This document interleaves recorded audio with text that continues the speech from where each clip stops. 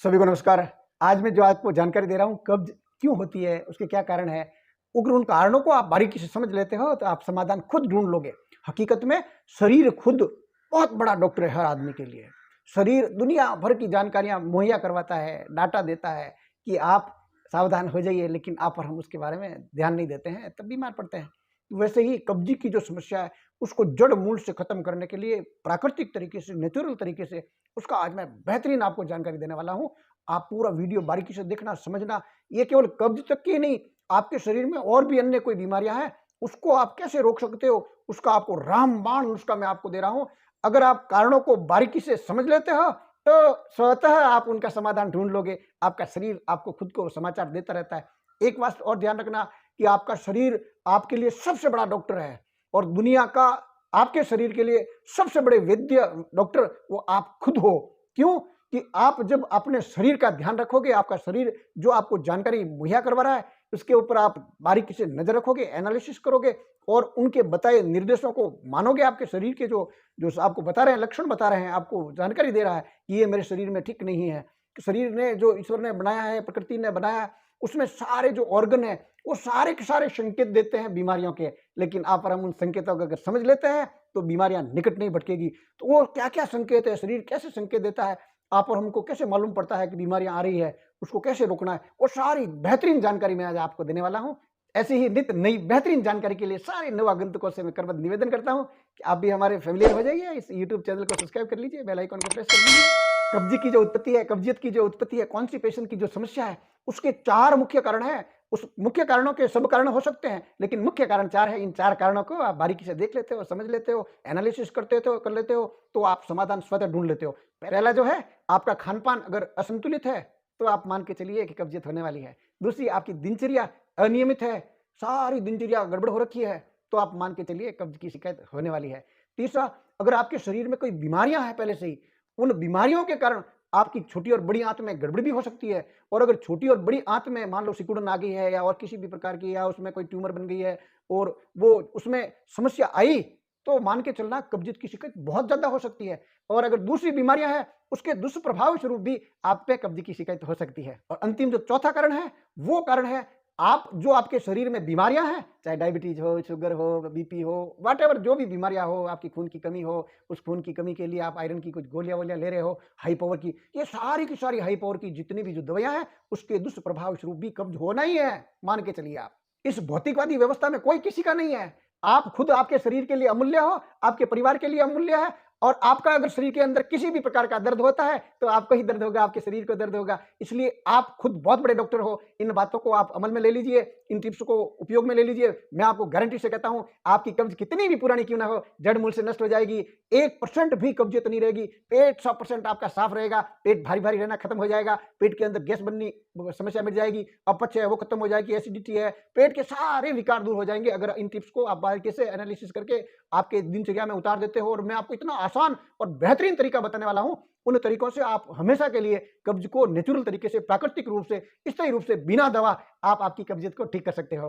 कब्ज की सीधी सी साधारण सी परिभाषा है कि 24 घंटे के दौरान अगर आपका मल त्यागने में अगर पेट साफ नहीं होता, पेट भारी भारी रहता है और आपको लगता है कि और मल जाने की इच्छा हो रही है, शौच करने की और इच्छा हो रही है, तो आप मान के चलिए कब्ज की प्रारंभिक अवस्था है। देसी भाषा में और साधारण भाषा में आप इस ढंग से समझ सकते हैं कि जैसे ही आप सोच करके आए हो, मल त्याग करके आए हो और आपको लगा मजा नहीं आया, तब आप मान के चलना ये कब्ज की प्रारंभिक अवस्था है। अगर इस अवस्था में ही अगर आप उसका निस्तारण कर लेते हो, उससे राहत पा लेते हो, तो वो विकृति नहीं आएगी और क्रोनिक बीमारी के रूप में कन्वर्ट नहीं होगी कब्जियत। मल त्याग करने के बाद में, सोच जाने के बाद में अगर आपको ये लगता है कि आज मजा आ गया, तो आप मान के चलिए कोई कब्ज की शिकायत आपके नहीं है। असंतुलित खानपान के तौर पर उसको इस ढंग से समझते हैं, अगर आपने फाइबर युक्त खाना नहीं खाया, भोजन में आपके फाइबर नहीं है, तो आप मान के चलिए, क्योंकि फाइबर जब आपके आंतों में रहता है तो वो आंतों का डाइजेशन बढ़ा देता है और मल त्याग करने में जबरदस्त सहायक बन के काम करता है। तो फाइबर वाला भोजन आपको उपयोग करना चाहिए। साथ में जब भी आपको प्यास लगे, उस समय 1% भी आलस्य नहीं करना है, पानी पीते रहना है।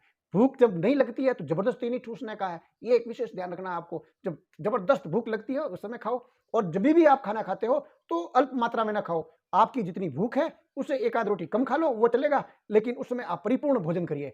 अगर मान लो छोटा मोटा एक बिस्किट का टुकड़ा वगैरह कुछ खा लेते हो तो उससे आप कब्जियत को बुला रहे हो, ऐसी पेट के अंदर बीमारियां भर रहे हो। तला जला ये अगर आप खा रहे हो, पी रहे हो, बासी भोजन कर रहे हो, ये आपकी सारी सारी आपको तेलीय वस्तुएं हैं, तली जली है, बेसन के आइटम है, ये सारे के सारे आपके शरीर के लिए भारी बहुत नुकसानदेह है, जो कब्जियत को उत्पन्न करते हैं। इसलिए इस खान-पान से आप बचें। आपका भोजन का समय अगर अनियमित और सही समय पर आप भोजन नहीं करते हो, तो ये आपकी समस्या उत्पन्न होने वाली है। अत्यधिक मात्रा में अगर आप उपवास कर रहे हो, तो वो आपकी सेहत के लिए बहुत ज़्यादा हानिकारक है। ज़्यादा चाय पी रहे हो, वो हानिकारक है। कॉफ़ी पी रहे हो, वो हानिकारक है। शराब ज़्यादा पी रहे हो, वो हानिकारक है। जो खाद्य वस्तु नहीं है और उसका आप अगर सेवन कर रहे हो, तो आप मान के चलना कब्जियत क्या, दूसरी और भी बीमारियां को आप न्योता दे रहे हो और उसको अपने शरीर में बीमारियों को ठूस रहे हो। गरिष्ठ भोजन का आप बहुत ज्यादा सेवन कर रहे हो, जो आपका हजम भी नहीं हो रहा, उससे ज्यादा अगर आप सेवन कर रहे हो, अत्यधिक मात्रा आती है, अति वर्जित है, सब जगह नुकसान करेगा ही करेगा। खाना खाते समय आप दूसरे सोच विचार में डूब जाते हो, तो आप मान के चलना आपका मन मस्तिष्क अगर भोजन के प्रति नहीं है, तो आप वो हजम होगा ही नहीं आपका, मान के चलना, और कब्जियत की शिकायत होने ही वाली है। अनियमित दिनचर्या के बारे में अपन समझते हैं। जब भी आपको पेशाब की जरूरत हो और उस समय पेशाब को ज्यादा देर रोक के नहीं रखना चाहिए। उससे अगर रोकोगे तो दूसरी विकृतियां पैदा होने लग जाएगी, और आप केवल मानसिक तौर पे ही काम कर रहे हो और फिजिकल काम नहीं कर रहे हो। मान लो कंप्यूटर पे बैठे हो, लैपटॉप लेके बैठे हो और कुछ काम कर रहे हो, आप केवल दिमागी काम कर रहे हो, फिजिकल नहीं कर रहे हो, शारीरिक तौर पर आपकी एक्टिविटीज बाकी है, तो आप मान के चलना कि आपको कब्ज की और दूसरी बीमारियां आपको घेरने वाली है। अगर आपको नींद बराबर नहीं आ रही है, नींद में अनियमितता है, तो आप मान के चलिएगा आपको तनाव भी उत्पन्न हो जाएगा आपकी, और किसी कारण से नींद नहीं आ रही हो तो उसको आप सुधार लीजिए। नहीं तो ये नींद ना आना कारण भी आपको कब्ज की शिकायत हो सकती है और दूसरी और भी कई बीमारियां आपके उत्पन्न कर देगी। फिजिकली एक्टिविटीज का अगर आपके पास काम नहीं है तो कोई दिक्कत नहीं है, नियमित तौर पर 5 किलोमीटर आप पैदल चल लीजिए, ये आपकी एक्टिविटीज हो गई, तो उससे आपका मेटाबॉलिज्म खराब नहीं होगा और बेहतरीन काम करेगा।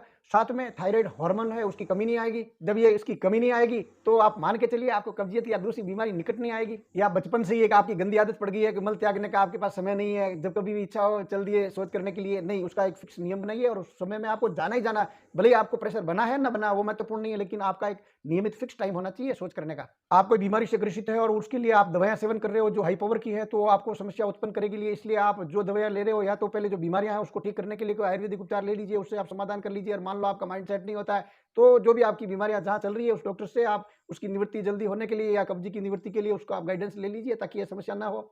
शरीर में आपकी कोई भी बीमारी है तो उसका दुष्प्रभाव आपकी कब्जियत पे पड़ने वाला, आपकी पेट पे, पाचन तंत्र पे पड़ने वाला, वो पेट साफ होगा नहीं। इसलिए आप वो बीमारियां है जो भी उसकी निवृत्ति के लिए आप समाधान ढूंढ लीजिए और उसकी निवृत्ति करवा दीजिए बीमारियों की।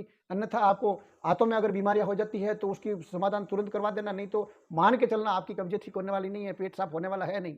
अब कब्जियत से इससे निजात पाने के लिए, दूसरी और भी बीमारियां कोई दूसरी ना आए उसके लिए, इससे निजात पाने के लिए मैं आपको निवेदन कर रहा हूँ। वो बहुत जबरदस्त फॉर्मूला, उसको आप बारीकी समझिए कि आप जो भी दिन भर में जो खाते हैं, जब जब खाते हैं, क्या क्या खा रहे हैं, उसका ऊपर आप एनालिसिस रखिए, ध्यान रखिएगा आप क्या क्या चीज किसके साथ सेवन की, कितनी मात्रा में की, कब की, वो सारा का सारा आप याद रखिए बेहतरीन तौर पे। और मैं तो ये कहता हूँ कि 20 से 40 दिन करना है आपको, एक डायरी बना दीजिए। उस डायरी के अंदर आप ये मेंशन करिए कि मैंने सुबह नाश्ता इसका किया, दोपहर में ये खाना खाया, रात्रि को सोते समय ये खाया, इसके साथ साथ में ये सब्जी थी, ये था, उसमें दूध ये पिया, साथ में दही ये खाया, और जो भी आपने फल फ्रूट जो भी रसाहार कर रहे हो वो सारा का सारा मेंशन करते रहो।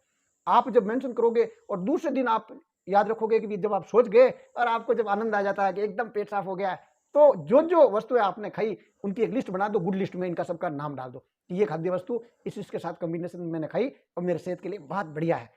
अगर मान लो दूसरे दिन आप मल त्यागने जाते हो, शौच करने जाते हो, और उस दौरान आपको मजा नहीं आता, पेट साफ हुआ नहीं, पेट भारी भारी रहता है, आपको मालूम पड़ चुका है कि पेट साफ नहीं हुआ है, तो जो जो चीजें आपने जो जो जिस जिसके साथ में खाई, जिस कॉम्बिनेशन से खाई, जितनी मात्रा में खाई, वो सारी सारी वस्तुएं आपके लिए हानिकारक है। इस ढंग से आप उसको बेड लिस्ट में डाल दीजिए उन खाद्य वस्तुओं को। ठीक, आप ऐसे 40 दिन तक आप ये नियमित तौर पर एक ऐसे कैसे चार्ट बनाते जाएंगे, तो आपको कंपैरिजन करते रहना कि भी जो आपकी सेहत के लिए, आपको पेट साफ करने के लिए बहुत बहुत सी बढ़िया कौन सा कॉम्बिनेशन है। तो हकीकत में आपका शरीर जो है वो प्राकृतिक रूप से जिस चीज की कमी है उसकी मांग करता है, जिससे पेट साफ रहता है, और जिस चीज की आवश्यकता नहीं है वो पहले से ज्यादा विद्यमान है, वो आप खाओगे तो कब्ज होगी। तो आपका शरीर पहले से बता रहा है, आपका अंग अंग बताता है कि ये आप नहीं मत खाइए ताकि आपको कब्ज नहीं हो। तो उनकी आप एक बढ़िया लिस्ट बना दीजिए, बढ़िया सा एनालिसिस कर दीजिए। जब आप ऐसा कर लोगे 40 दिन, मैं आपको गारंटी से कह सकता हूं कि दुनिया का सबसे बड़ा आपके शरीर के लिए आप खुद वैद्य बन जाओगे, डॉक्टर बन जाओगे, और आपके शरीर में कोई व्याधि आ नहीं सकती, कोई बीमारी नहीं आ सकती। कब्ज तो छोड़ो, दूसरी बीमारियां भी आपके निकट नहीं भटकेगी। इतनी बेहतरीन दक्षता हासिल आप कर लोगे।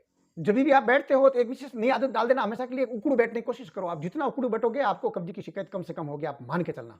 हर वक्त दिमाग में चिंतन ये चलाइए कि जहां कहीं बैठ रहे हो आप उकड़ू की स्थिति में बैठे तो आपको बहुत जबरदस्त लाभ मिलेगा, आप सोच भी नहीं सकते, जो आपके मूल्यवान जीवन के लिए बहुत ही बढ़िया एक आदत बन जाएगी।